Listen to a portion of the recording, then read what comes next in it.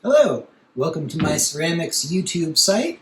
My name is Christopher Donald, and I'm going to be going over some things that my students have been asking me to put online for a long time. Finally getting into it. So the first one that I'd like to talk about today is basically why is clay plastic and why do we wedge? Basically, what is wedging? So this is clay, and first question I always ask people in my classes is, why is it that clay does this and dirt doesn't? What makes it flexible? What makes it actually pliable and not fall apart? No one ever has the answer to it. 2 people in 30 years have actually answered the question correctly. The answer is that dirt has particles which are round, so they basically roll away from each other. And so if you take a handful of wet dirt, you try and do something with it, all the particles just want to fall apart. Clay, on the other hand, are flat platelets. And because they're flat, because they have dimension to them, they can line up. They can basically flatten with each other, and they'll bend slightly rather than wanting to come apart. And the important thing about that is when we get our clay, this piece of clay came out of a pug mill.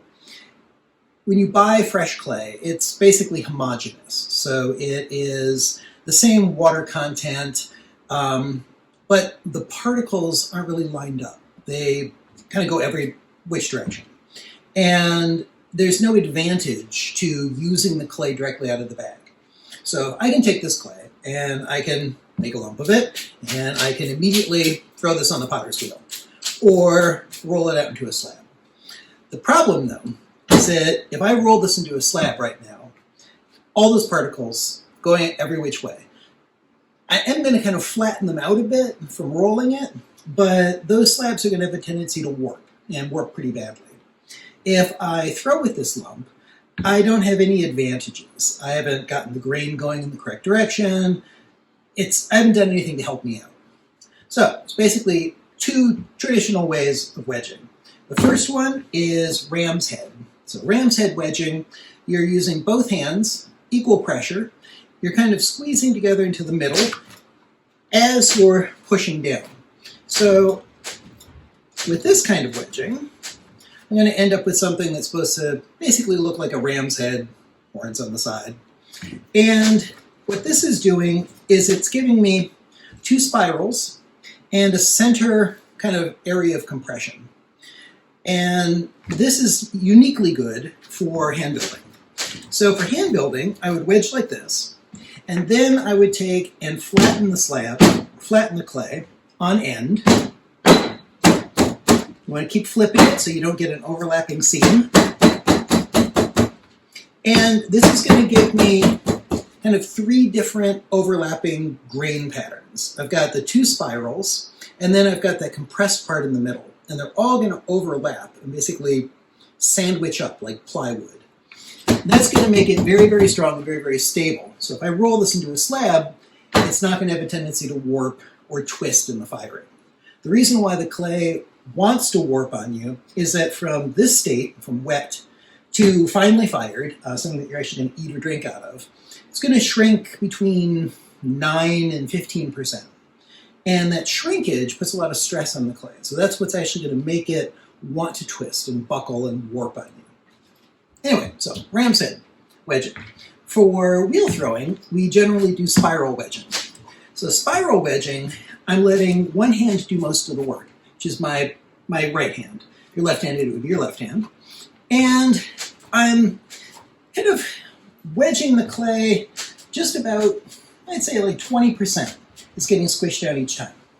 For any of the bread makers out there, we're not stretching gluten here. If you were wedging this or kneading this as bread dough, you would be smearing it out, you'd be stretching it. No advantage like that with clay.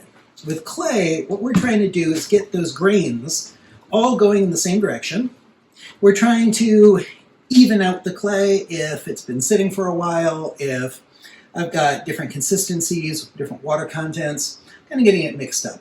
But for the most part, it's getting this grain to go in one specific direction and getting it into a shape that is easier to use with on the wheel.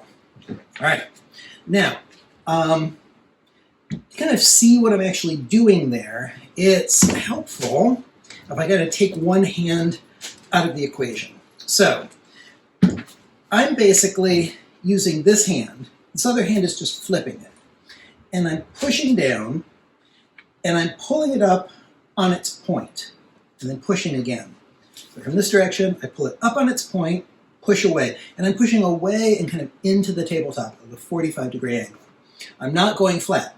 If I go flat, like this, then that lump is going to stretch out bit by bit. I'm not really controlling it. What I need to do is bring it up on one point, and then down at a 45-degree angle. And if I can keep that kind of rhythm going, then that's going to give me that spiral kind of pattern. All right. So once I've got this, I'm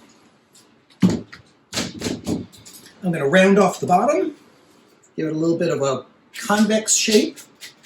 And that's so that when I'm throwing it down onto the wheel head, this gets thrown down.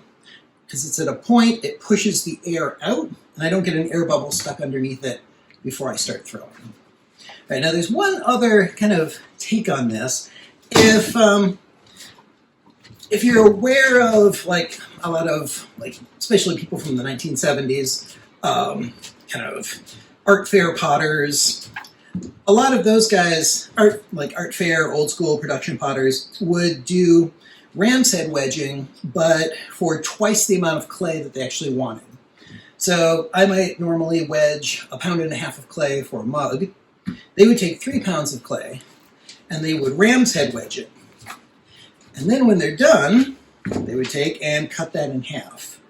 And I mentioned earlier that you're basically doing 2 intersecting spirals. So by doing 3 pounds ram's head wedged, and I cut it in half, I end up with 2 1.5 pound spiral wedge lumps. That kind of was a way of speeding up the process a little bit. Personally, as an ex-production wheel thrower, I find that it's better to know precisely how much clay you're using.